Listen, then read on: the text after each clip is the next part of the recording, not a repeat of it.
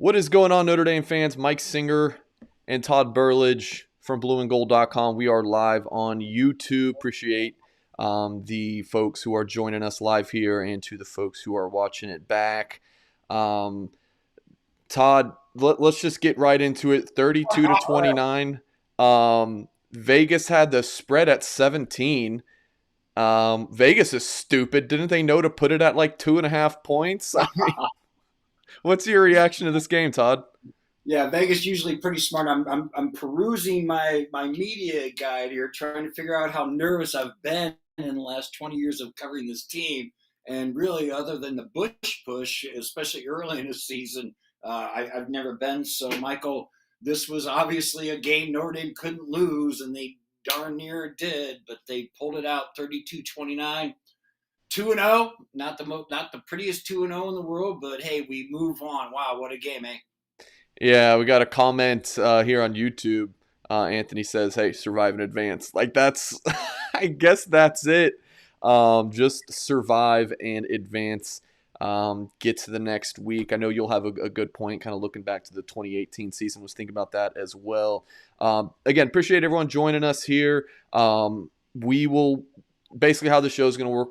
We will Todd and I have some things we want to discuss, and then we will get to your questions. But I will say that we are very easily bots. If you want to drop us a super chat, appreciate you. I was told that DJ Airhorn was a little too loud for our last show, so I turned it down. So hopefully it's not too quiet, and I'll get complaints about it being too quiet.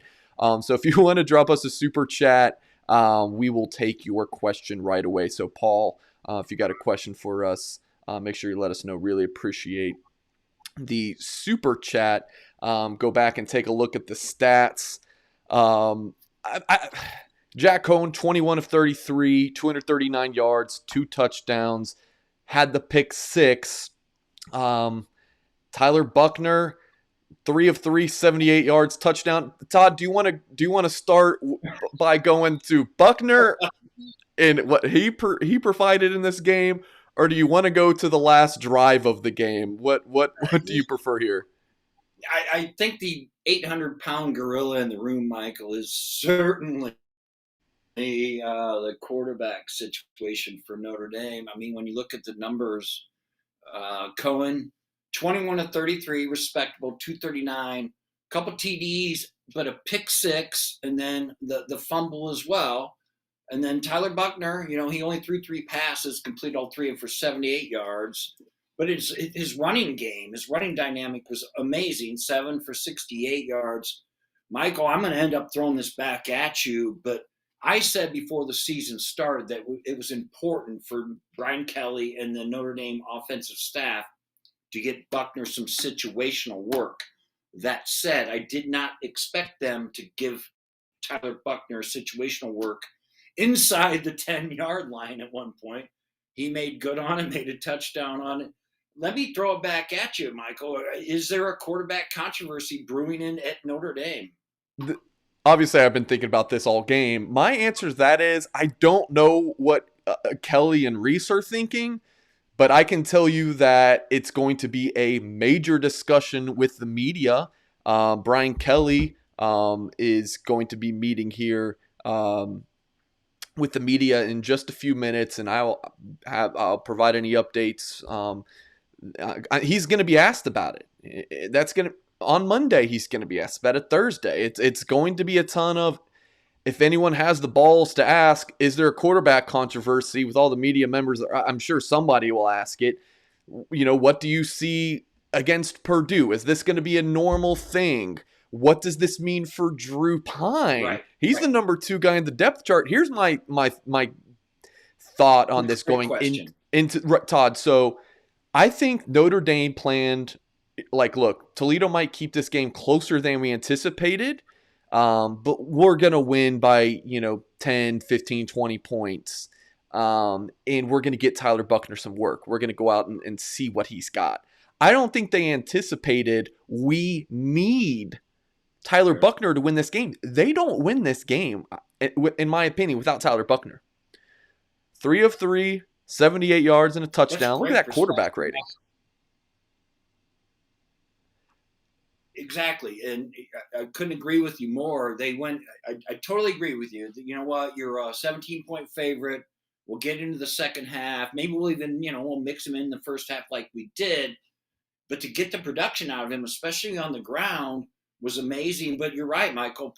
For him to perform in situations that I don't think they expected him to do with his performance, I think is very much worth noting. Yeah, Paul Walker says, I think playing Buckner is a very positive thing, gives them game experience because anyone can be hurt or ineffective. Yeah, I absolutely agree with it. Just thought it would have been, and I predicted 42-9. I don't know what you picked, Todd, but man, just did not expect Yeah, I this. didn't. Go ahead, Todd. Todd, are you there? I didn't have 29. I didn't have. I'm sure. I had Toledo scoring about Notre Dame up in the 40s, but it's going to be interesting. I think, Michael, do you think it sort of forces Notre Dame to now include Buckner in the entire offensive package? I don't see him becoming the starter. It's pretty Todd, cutting out a spots and little. some packages and some substitutional roles. Yeah, Todd, lost you a little bit there, but got the gist. What does this mean for Tyler Buckner? Is he going to be a regular part of the offense? I think it has to be at this point.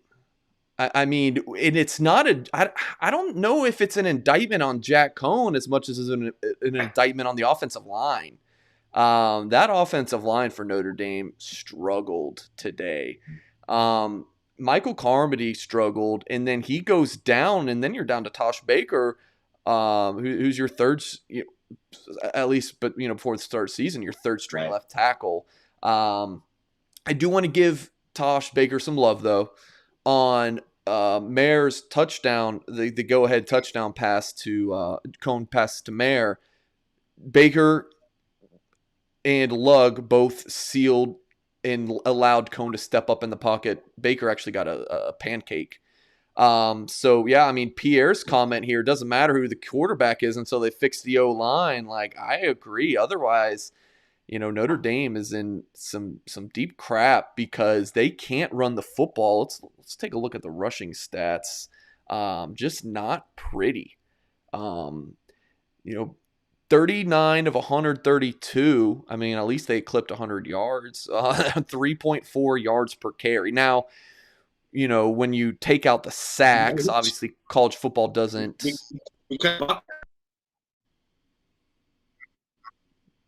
Lost Todd. So college football doesn't account for sack adjusted yards, and we'll get Todd Burlage back in here having some connectivity issues. But so Cohen negative 24 yards isn't helping, but Kyron Williams 16 rushes, 78 yards a score. Had that 43-yard run, which was huge for Notre Dame. Also want to talk about J.D. Bertrand. You guys look at the top there, leading the team in tackles, and this was a guy who was not expected to be the starter. He came in by the way of injury, and there he is with 10 solo tackles, a sack, 3 tackles for loss, really wreaked havoc on the Toledo offense. Todd, are you back in? Can you hear me? Todd, are you there? Yeah, I have you okay, Michael. I'll give you about a C. Yeah, I have you about a C plus. Did you want me to try to move somewhere? I'm pretty good here. All good, Todd. We'll just keep plugging along here. Why don't we get into talking about the final drive of the game? Because man, that one, that was a crazy drive. So it starts with Jack Cohn delivering that comfortable, confident pass to Kevin Austin down the field. Even had the let's just Todd getting adjusted there. Even had the pass interference where the cornerback was bringing down Kevin Austin. He was able to secure the pass. Then you had there was the penalty where the defensive line held Kyron Williams. And then what was next? I'm looking at my notes here. How about there's the pass to Michael Mayer where there was, let's bring back in Todd, where there was another pass interference. Todd, excuse me, Jack Cohn dislocated his finger, goes over to the athletic trainer, pop it back in, runs back in like it was nothing. Yeah, and then makes the big play. On Yeah, the next play, yeah. that's gonna be yeah, on the very next play. And you mentioned Michael Mayer. We thought I sent you a text during the first drive when he caught three passes and they scored the touchdown. I thought, man, here we go. He's going to have a monster game. He ends up having a monster game, but he did have a quiet period between the first drive and then the most important portion of the game. Ends up with 7 catches, 81 yards, 2 TDs. This guy is on pace to have one of the best records of all time, Michael, when it comes to what's going on. I don't know.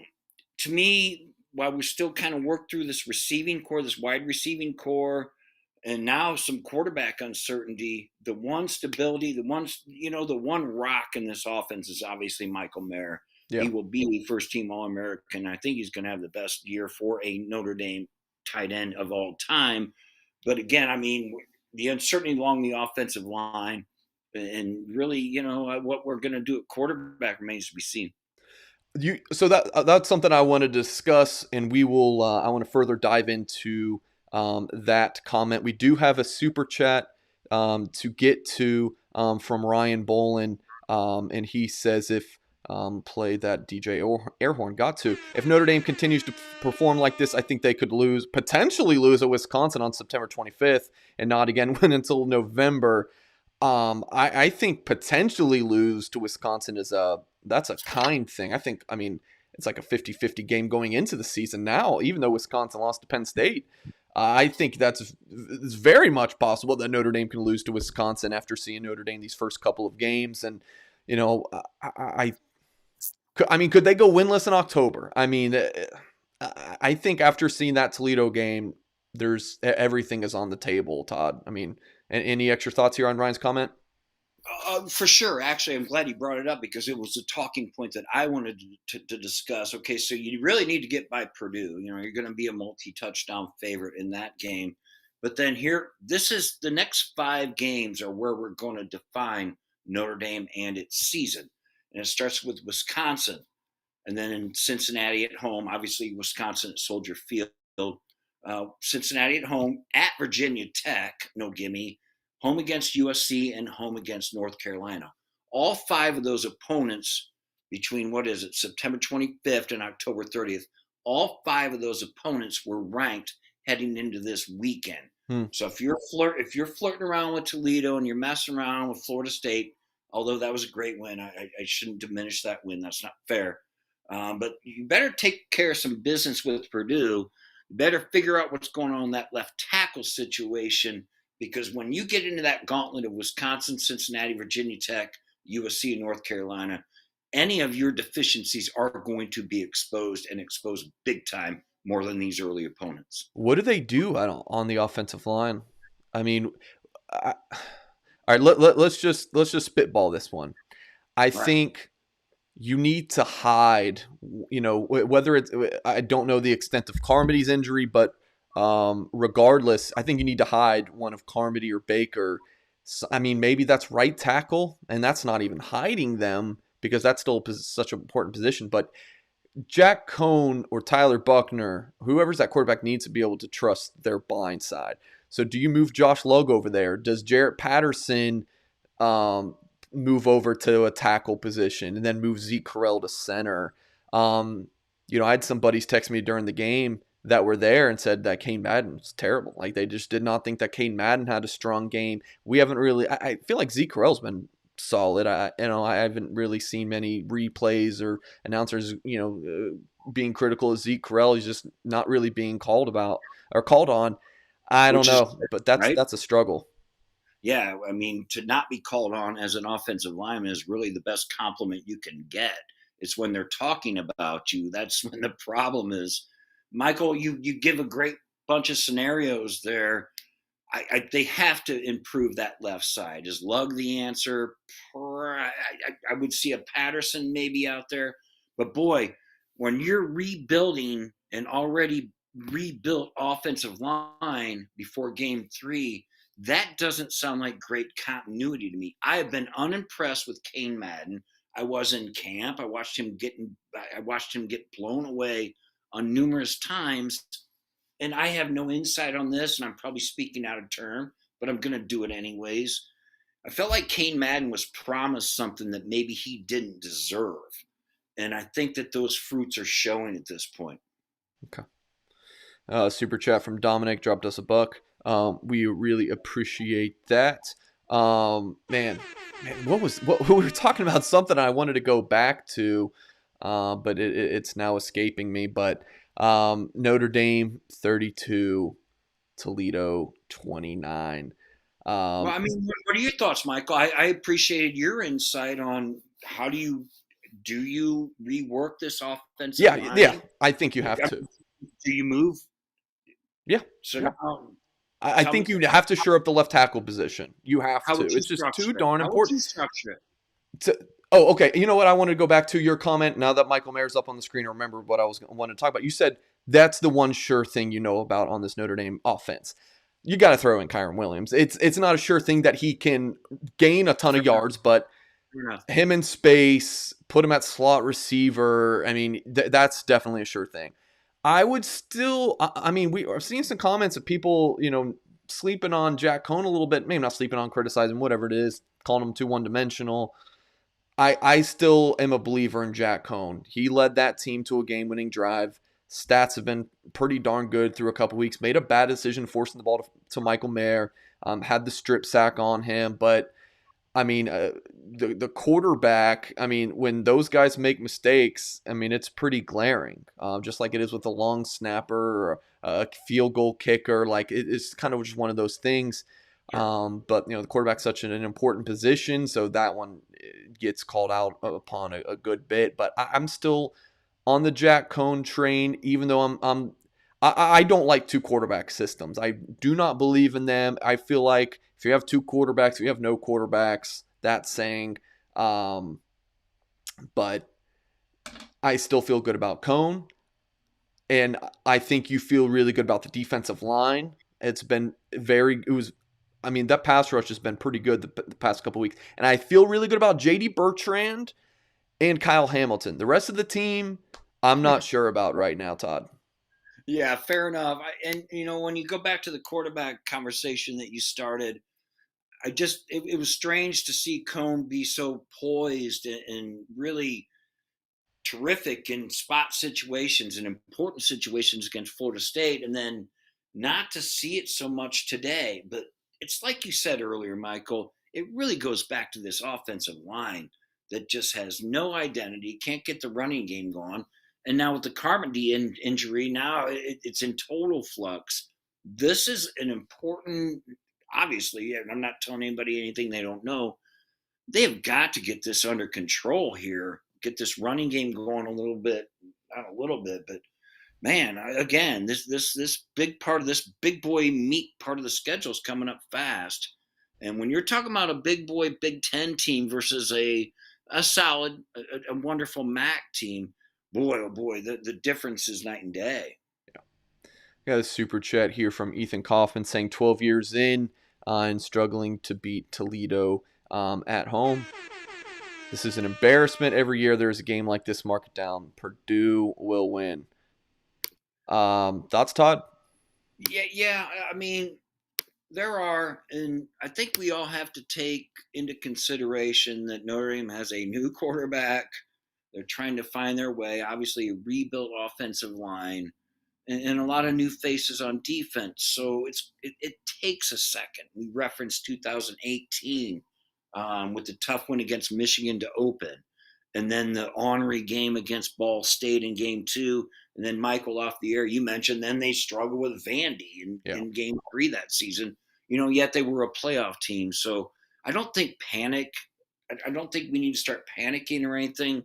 But man, those offensive line worries, Michael, are really tough to ignore. This team is a couple bounces away from being 0-2.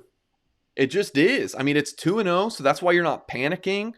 I mean, you look at the 2018 season, that Michigan game kind of reminds you of the Florida State game this year, Ball State. I mean, heck, even the scores were identical at some point. MAC teams at Notre Dame Stadium, and there was 24-16 at one point or the other. So you're not panicking, but damn, that offensive line, I do not feel good about. And again, I'm just gonna I'm gonna beat this dead horse, but you're getting into the meat of your schedule now, where Notre Dame at that particular season wasn't necessarily. I don't know. I guess the problems are glaring to me, Mike. They have got to figure out how to stop these gash plays. That's a Marcus Freeman problem. Now, 2 +60 plays against Toledo today, 2 +60 plays against Florida State. So now you have four already, 2 games in, 4 +60 plays, and those are just breakdowns. I'm no football coach, but boy, you just watch the missed assignments there. You thought they would have cleaned that up between Florida State and Toledo. It didn't happen. And the same problems as last week with the offensive line. I guess I come away from this Toledo game worried that the same problems that I came away with from the Florida State game, they still survive and live on and fester. I just can't stop thinking about the offensive line. I know, right? That's what it's coming down to. Ethan Kaufman dropped another super chat. Stop making excuses. Are we making excuses? I mean, I don't know what excuses we're making. Teams go through change every year. This keeps happening every year. Inferior opponents. Here's the thing, Ethan. I mean, Notre Dame still won. I mean, it seems like Oklahoma will lose to an Iowa State every year. Clemson lost to Pitt. Those things happen. Notre Dame won the game, but they. Ethan, I wouldn't call what Michael and I are talking about as excuses. I guess we're trying to offer explanations, and I understand what you're saying, but really, I mean, you have to look at the numbers and have to look at what's going on. They're not excuses. They're problems that need to be fixed, Yeah. I guess. Yeah. Regardless, even though Ethan's upset with us, we do appreciate the super chat. Yeah, I mean, look, they did win the game. That's the final outcome. But then moving forward, we've popped up the schedule a couple times.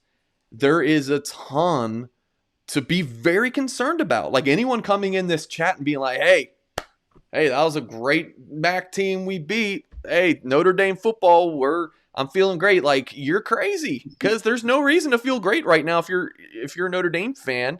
Well, you know what? Maybe I should celebrate Ethan a little bit, in all honesty, because as I think about it and sort of review my notes here, there's a chance that Toledo probably could have won this game by 13 points. So, a missed 2-point conversion and obviously settling for field goals early on. That's the one thing that I will celebrate Notre Dame on, is it was good in its red zone defense in keeping Toledo out of the end zone. And obviously the 2-point conversion late was huge. But, man, you just can't live on that stuff. What do you think the late loose emoji is thinking, looking down on this game at his heavenly body? Lou would tell you not to panic. He'd tell you just to relax, because in 1967, in 1930, they got off to a sluggish start. Then in 1966, and then won national championship. Lou would tell you not to read too much into early season games, especially with heavy roster turnover. I promise you that's what Lou would say. I'm not equipped to do that. I'm going to panic. I knew Toledo. You know what? Although I should not undervalue Toledo, to be honest with you, 21 returning starters, 6 of those all first-team MAC players from last year. This was a good football team. So Notre Dame fans realize, I know it's a MAC opponent. We all want to diminish that. But this was a really solid and formidable opponent today. All right, couple quick items. Move along. We got our beat writer Tyler Horka is at the Brian Kelly press conference. Couple of tweets here. Notre Dame head coach Brian Kelly said the Irish lacked intensity from the start. You don't want the circumstances to dictate that you have to play with intensity. Brian Kelly on Tyler Buckner gave us a shot in the arm that we needed. And Brian Kelly on Jack Cohn's finger fiasco. The trainer pulled some kind of pull the finger thing, and Tyler says that's not the accurate medical terminology. Gotta love a good media member dropping a joke. But here's a question for you, Todd. Would you rather have an 8-win season and Jack Cohn is the quarterback the rest of the way? Excuse me, 8-win season and Tyler Buckner is the quarterback the rest of the way, or like a 10-win regular season? Let's just say regular season, not bowl games. And 10 wins in Cohn. Someone said that on the blueandgold.com message board, and I was like, man, I don't know, because I mean, at this point, if you're Notre Dame fan, this does not count like what the Notre Dame staff or players feel. Good question. But if you're a Notre Dame fan, you probably want the 8 wins and have Tyler Buckner be ready to go for next year, right? Not to give up on this year, but But 4 losses are a lot, Michael, for this program.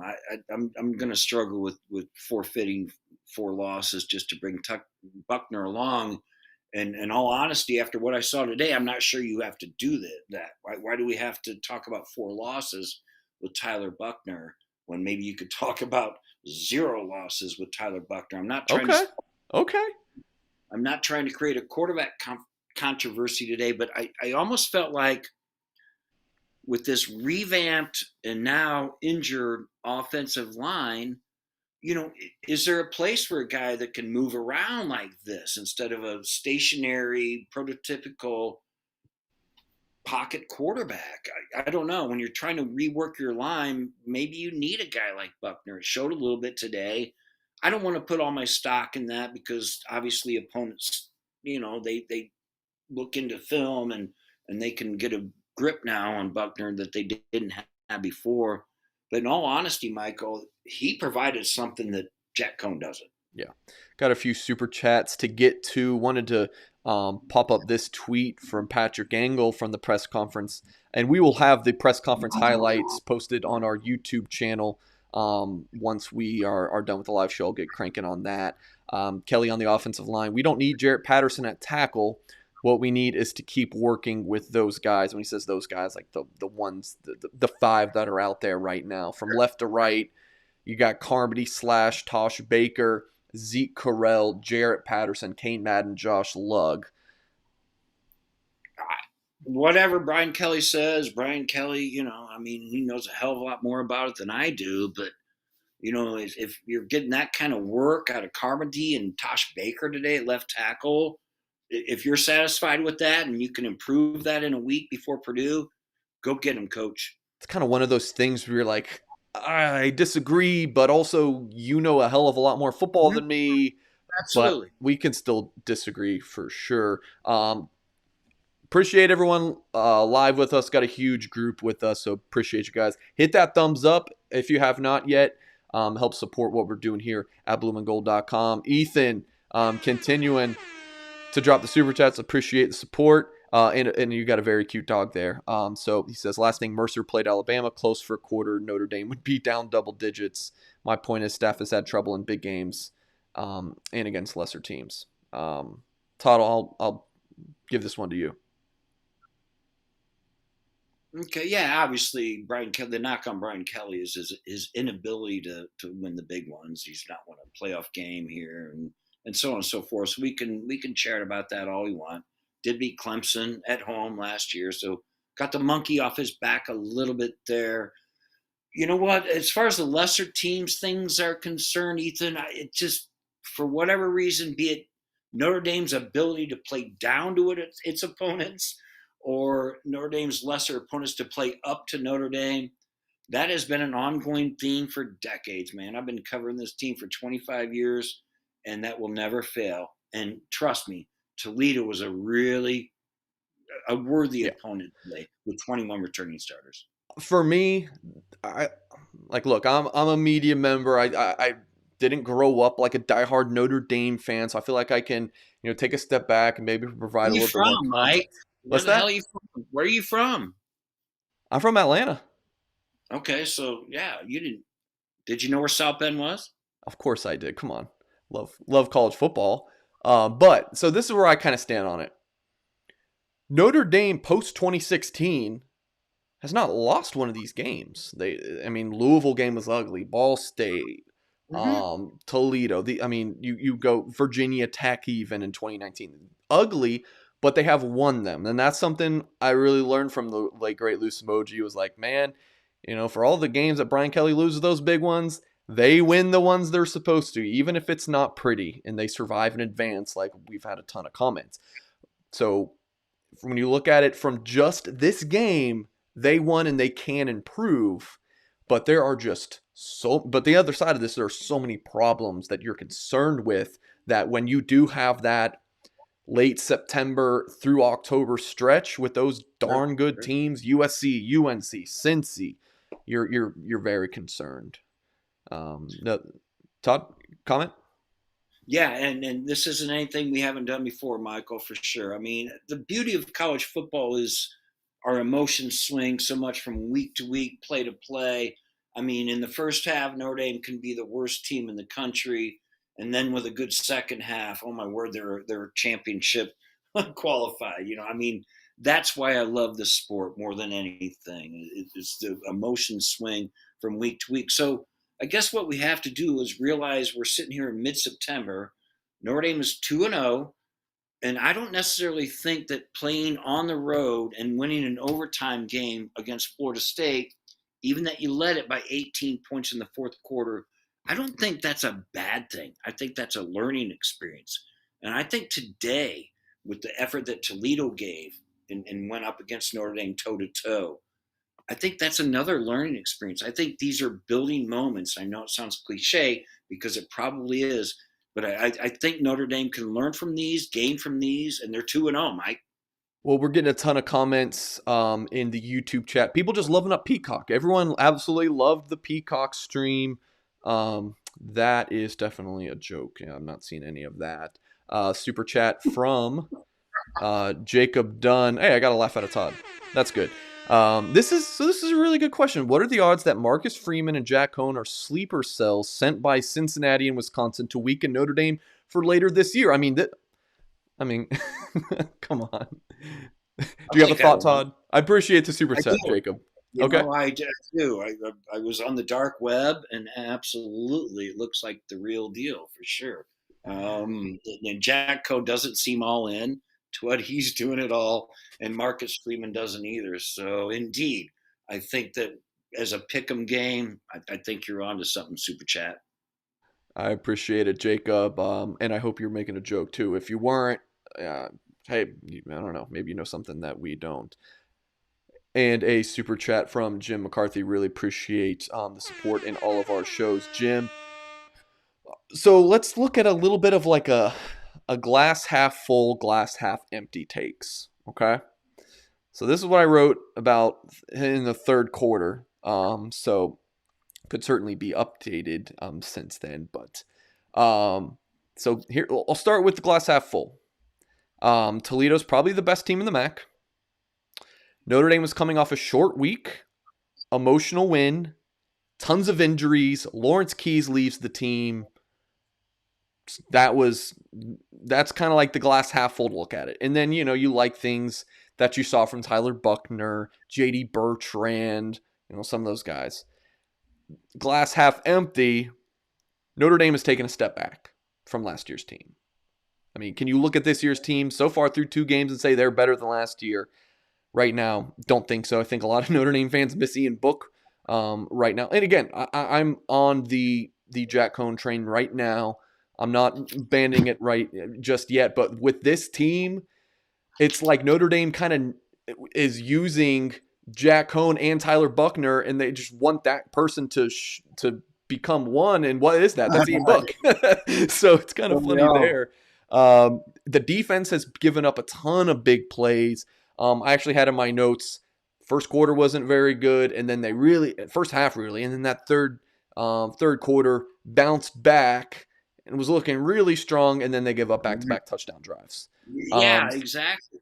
So defense has been gashed. O-line's a huge concern.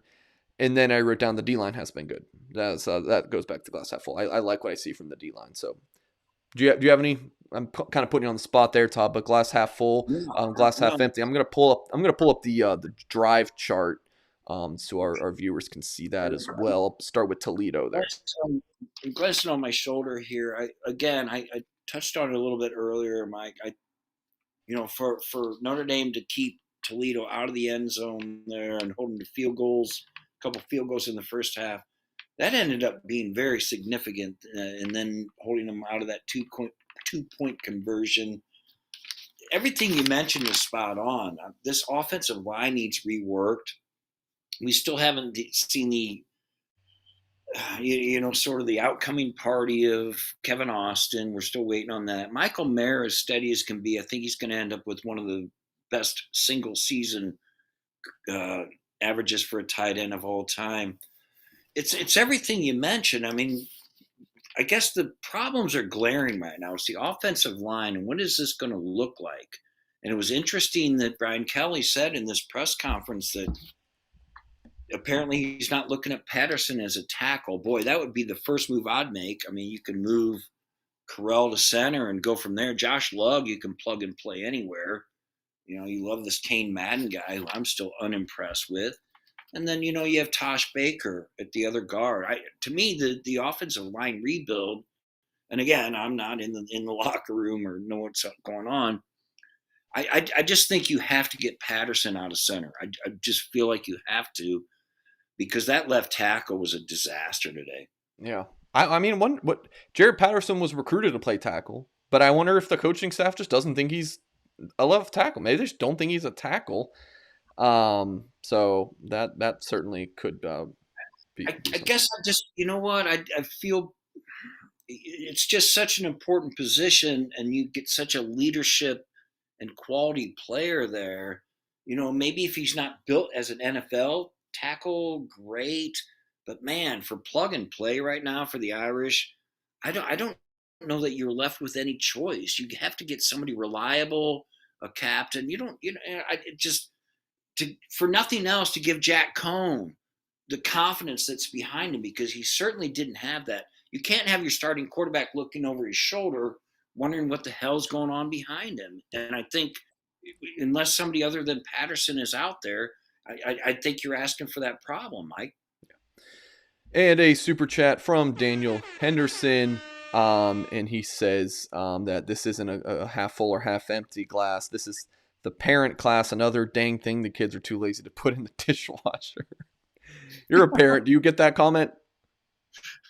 I do, because right after this call, I'm actually gonna go do dishes. No, mainly mine. So what do you think this week is going to look like in those press conferences? Talking about the guy on the screen here, Tyler Buckner. What do you think Notre Dame's going to do with him versus Purdue? I think what you're going to hear from Brian Kelly, and maybe you already have, I didn't get a chance as we were chatting to listen to what he's saying, but I think as you move forward and he does the film and looks at what's going on, when he talks to the media on Monday, he's going to tell you, look, this guy's going to have a part in this offense, and perhaps even a bigger part than what he had today. Now, Michael, you and I talked about off air, we're not a big fan of sort of, flipping, flopping quarterbacks like Notre Dame did today. I'm not a big fan of it, especially within a drive where, okay, now it's third and whatever, now we want the throwing quarterback. Now we need the rushing quarterback. I'm not a big fan of that at all. But I think what you're going to say, what you're going to hear is Buckner's going to have a bigger role. I keep harping on the same point, but the questions I'm more interested in hearing answers to are, what the hell are you going to do with this offensive line? Yeah. But I'll throw it back at you, Michael. What do you think Brian Kelly's going to tell you Monday about this quarterback situation? Yeah, it'll be something very Brian Kelly. He'll say a lot without saying really anything. I think for me, the drive coming in and out thing, I'm actually okay with that. What I'm not okay with, like in like a vacuum, like if I'm okay with it, because Tyler Buckner can come in and do some things that Jack Cohn can't. If it's every other play or it's crazy, then it's a little weird. But here's what I'm not okay with. Is if it starts to create problems in the locker room, if it, messes with some guys' confidence, like a Jack Cohn, that's the issue for me. So if those two guys can make it work and they can gel and it can be like a real 2 quarterback system, I'm okay with it. But Todd, when's the last time Like you've seen, whether it's in college or pros, a two quarterback system, and it actually works. Like it just doesn't happen. Two quarterbacks will play, one rises to the top, and he's the guy. That's just how it goes, right? Yeah, I mean, Florida pulled it off a little bit during the Tebow era, but that's a long time ago now. Mike, you asked me, and it's not come up yet on the show. You asked me before we started broadcasting, where's Drew Pine fall into this? Yeah, let's talk about him. What do you You think? start. Okay, where does Drew Pine? I don't know, man.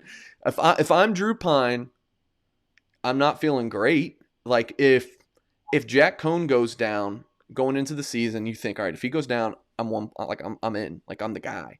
Now if he goes down, it's Tyler Buckner's show. And Drew Pine is listed as the number 2 quarterback on the depth chart.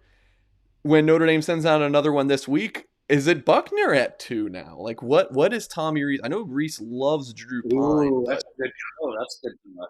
what That's a I good don't thought. know. Yeah, Because then if you got a guy younger than me is now over me on the depth chart, and I just saw last weekend Steve Angeli, quarterback commit in the 2022 class. And I've seen Pine in person. I've seen Angeli now in person a few times. I think Angeli is a taller, more mobile Drew Pine. So I'm not feeling great if I'm Drew you Pine talking about right like the now. same? Are you talking about the same skill set, Michael? Yeah, accurate, the leadership, just kind of that aura, that quarterback aura about them. Angeli's got a little bit of a stronger arm than Drew Pine. Pine's 5'11", and Jelly is 6'2", but his dad's 6'7". I think he could grow another inch or two.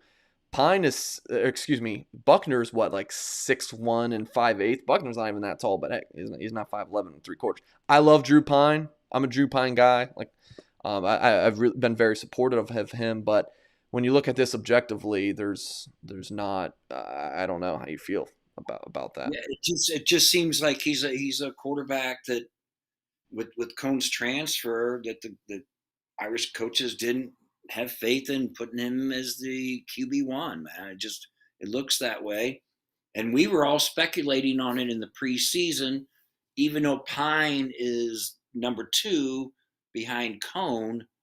We always felt like the first quarterback in as a reserve would be Buckner, even though Pine is listed as number 2. And so it played out today. I just feel like you're going to see it more and more. And what this is all going to spell as we move forward, Michael, it's going to be pretty interesting to me because it reminds me a little bit of that. The season, you know what, when Ian Book started, or I'm Okay. sorry, Brandon Yep. Wimbush started. I'm bad with years. That would have been And 7. Is Wimbush that won 17? 17. When Wimbush won the first 4 games, but they were I think sketchy. this was 18. Yeah, I think It this is was 18. 2018. That's the Yeah. year we're talking about. 3 sketchy wins over Michigan, Yep. Ball State, Vanderbilt, and then they yanked and put Ian Book in for Wake Forest. I'm not suggesting the same thing could happen, but it certainly fits that. It certainly fits that scenario a little bit where, okay, we're winning games, we're winning them closely when we feel like we should be winning them bigger. It does have that same feel now to think about it, Mike. Man. Well, it is going to be really interesting these next few weeks. I did not expect this big of a show after the Toledo game, but yeah, this is. We're getting comments. Todd, It's my good looks. everyone's coming here for Mr. Burlage, of course. Look, there's comments in the chat. Buckner's providing things that Cohn can't, but Right? what can Buckner lead a team down, for a game-winning drive? What does his, can he stand in there and make all these kind of throws, or is he just a gadget quarterback? And someone like you said that the Florida thing with Chris Leak and Tim Tebow, but Tebow's role was red zone goal line. He wasn't coming in, between the 20s. He was a goal line quarterback.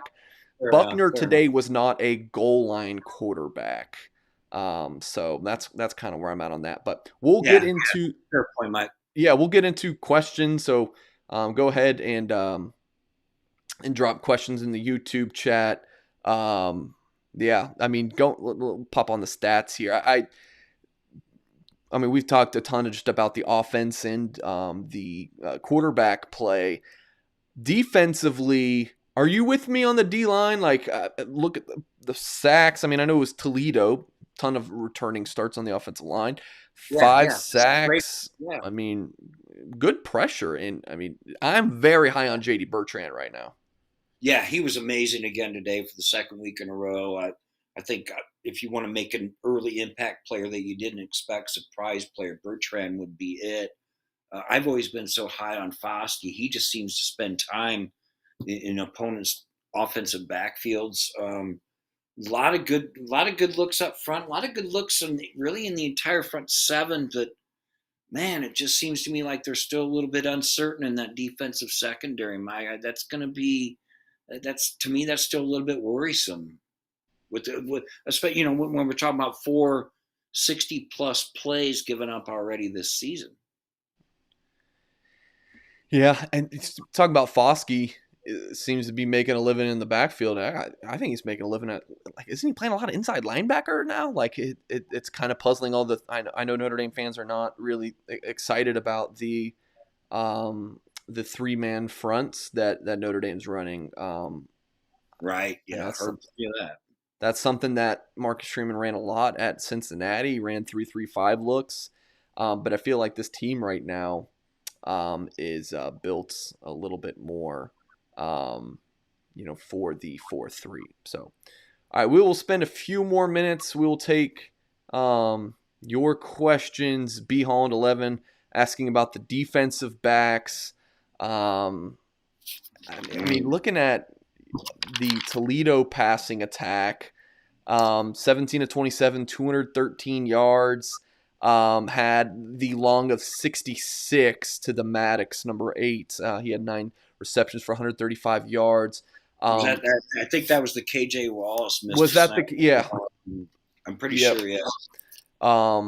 So yeah, that was the one where he came in motion and ran that wheel route. KJ Wallace seemed to think he was just going to kind of cut outside and sit down, and certainly did not do that. That's the thing about these Marcus Freeman defenses, that they're aggressive, but that's what happens. And it's high risk, high reward, man. It's high risk, high reward. And in all honesty, I found the risk not necessarily to be worth the reward at this point. Too many gash plays. Again, I'm going to keep going back to this because today's game really illustrates it. Notre Dame's ability to keep Toledo out of the end zone on those early trips, making them settle for 2 field goals, and then forcing them to miss the 2-point conversion. Those were huge plays for me. As far as Notre Dame's overall defensive back play, I'm less than, obviously, Kyle Hamilton. We have to talk about him. The dude's a stud. But I'm not been all that overly impressed with the play around him, Mike. Am I undervaluing it? I think Cam Hart is slightly better than we thought. Clarence Lewis, he looks the part. He looks like $1 million out there. Him and Cam Hart actually look like twins out there. Yeah. Okay. Yeah, Cam, I mean, just a sophomore. He's going to keep getting better. Houston Griffith, good player, okay, yeah. KJ Wallace, good player. Okay, it's just like C plus, maybe B minus. There's nothing overwhelming there at all. To Christian, there's. Tariq Bracy had some good plays today. Give Tariq some love. Yeah. Let me put it this way: I find it more of a worry than a strength. Yeah. It's something that Kyle Hamilton and the defensive line are the truck and not the trailer. I can't take credit for that. That's a Bucky Brooks quote, NFL guy. You should. I should take it. Yeah, go for it. So let's talk about trucks and trailers. Like, is the rest of the secondary more of a trailer? The linebackers TBD, because Drew White, what you have. JD Bertrand really emerging. Yeah. Defensive line, Unless I'm missing something, I mean, I still think that the defensive line is a strong unit. I think that's a truck. The offensive line, obviously, right now is a trailer. They had to bring in Buckner to just run around the end and get a little bit, I don't want to say gadgets on the read, on the zone reads, but those are things to help out the offensive line and create some more explosive plays. Kyron Williams is not looking like the guy that Desmond Howard predicted to win the Heisman because he can't really get much going. And he still had an okay day, 16 rushes, 78 yards in the score. His rushing yards were greatly boosted from that 43-yard run, and he also had 3 receptions for 25 yards. But offensive line, certainly a trailer. Quarterback. What do you think about quarterback, truck or trailer? Well, I'm gonna back you up Okay. for 1 second, Mike. I feel like the front seven really does seem solid. I'm trying to, even with a lot of injuries along there, I'm having trouble blowing holes in it. I think they're holding their own. I think really the trailer from the defensive standpoint has been that those DBs, Yeah, the secondary, just giving up too many big plays. I mean, so we'll see how that evolves for sure. The trailer obviously is the offensive line. We've already talked about it. And as far as the quarterbacks are concerned, I don't know. Maybe you have a couple trucks there. If you can learn as a coaching staff how to balance these guys, which is difficult to do, but if you can come up with a tangible game plan on how to blend Cone with Buckner, I think you're onto something. But it's kind of like the Jerry Seinfeld episode when you want to have, you know what, with a friend, it just never quite works out.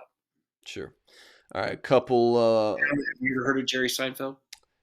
Oh yeah, that was my mom's favorite show growing up. I like lived watching Seinfeld. Yeah, of course. If you do know my reference, No, sorry, sorry, you Todd. failed. All right, question here. Would you consider seeing Styles and Colsey in this game an indicator we'll see more of them moving forward? Probably not. I'm torn on these receivers, Todd. I like Avery Davis a ton.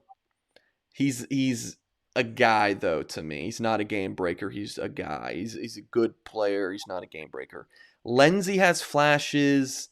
Kevin Austin, when he gets targeted, and he was targeted 9 times, 4 catches. That was a lot more targets for him than I thought.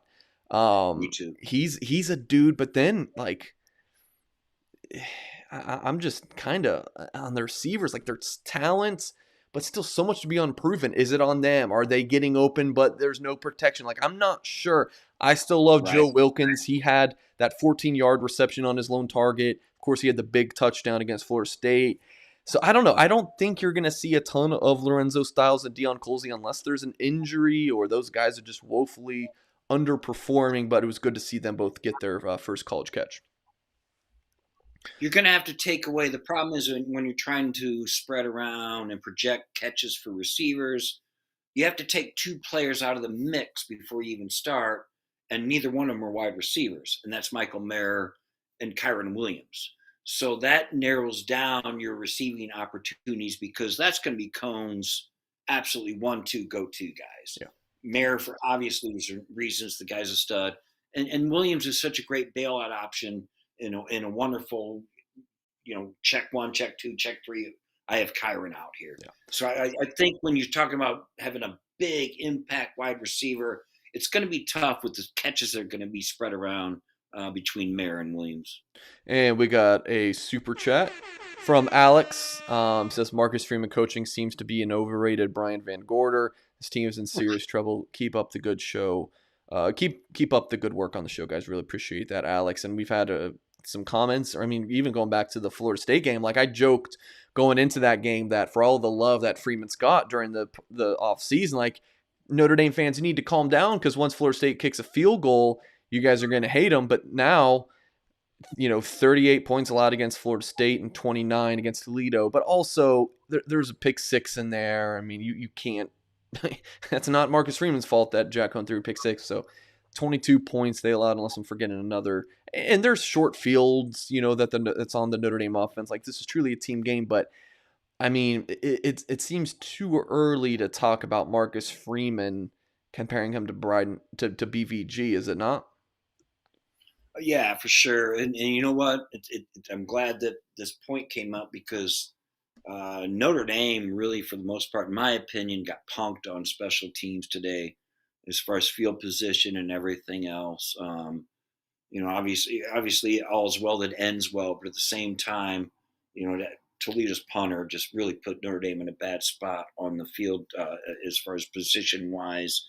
It was funny after the Florida State loss, or Florida State loss. It felt like it lost. The Florida State win. It was Marcus Van Gorder that was sort of trending on on Twitter and some other things.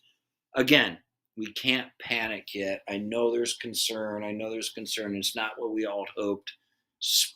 Everything springs eternal when you're playing against each other in camp, and this guy looks great and that guy looks great, and we all think we have it all under control. But man, once you start running opponents out there, guess what? They give scholarships too. Toledo gives scholarships too. Florida State gives scholarships, and so you kind of get what you kind of expected. Toledo returned 21 starters. Notre Dame has a real rebuilt and injured offensive line, a new quarterback, a lot of new faces on defense. So you know what? These are all quality opponents that Notre Dame plays, and that's why I admire what the Irish do with their scheduling. They have quality opponents. So no time for panic. I understand 29 points and 38. As a matter of fact, only one opponent scored more than 30 for Notre Dame last year. So, and that was in a double overtime game against Clemson. So certainly reason for concern, but not reason for panic. Yeah. All right. Last thing, unless we get another super chat, your game ball. Who are you giving your game ball to, Todd? I'm just going to kind of ramble here for another second while I let you think. Is it offense, defense guy? Last week it was Jonathan Duower. Kicked the game-winning field goal. Who do you give it to this week? Sure. I'm asking this because I just saw the tweet Brian Kelly gave his out, and then I'll let you know. Don't tell me because I have not seen it and I don't want to know. In all honesty, just with the lift that was given by Tyler Buckner, Okay. maybe I'm being premature here, but 3 for 3, 79 yards passing with a TD, another 68 yards rushing, which was second on the team behind Williams in limited snaps. I don't know how the spark that he provided can't earn him the game ball. I think if you give Buckner the game ball, that even creates more crap with the media and the locker room. So it went to J.D. Bertrand, who had 11 tackles, a sack, 3 TFLs. He was darn good. That one sack where he's a baller. Again, wasn't even slated to start. He's going to definitely play a good bit, but was not slated to start. But Notre Dame escapes Toledo. Did not think I was going to say that. I predicted 42-9 for the Irish to win. Certainly appreciate those who watch live with us, and to those who watch back as well. Make sure you hit the thumbs up. Help support what we're doing. Go to blueandgold.com for all coverage of this game. We'll have much more content from this game on our website. Oh, crap. Forgot to mention, we will be going live tomorrow night at 8 p.m. with former Notre Dame linebacker and captain Mike Goolsby, who will break down what he's seen from Notre Dame in the Florida State and Toledo games. He was texting me throughout the game, and you guys can be rest assured that Mike Goolsby is really fired up to talk about Notre Dame football. We haven't had him on a YouTube show this season so far, so certainly be looking forward to that. Any closing thoughts before we get out of here, Todd? No, I guess the only one would be for me, Michael, is don't panic, Notre Dame fans. Everything, they're 2-0, man. Early season with a rebuilt offensive line, a lot of new faces. 2-0, move on, and just keep plugging. Survive and advance, man. Concern a shit ton. I know we were talking about if we're going to say that S word. There's a shit ton of reason for concern. You should absolutely be concerned. But panic, talking about fire Brian Kelly right now after winning a couple of games, I don't think so. So that's going to do it for this YouTube live show. Really appreciate you guys. Make sure you hit that thumbs up. We'll catch you next time.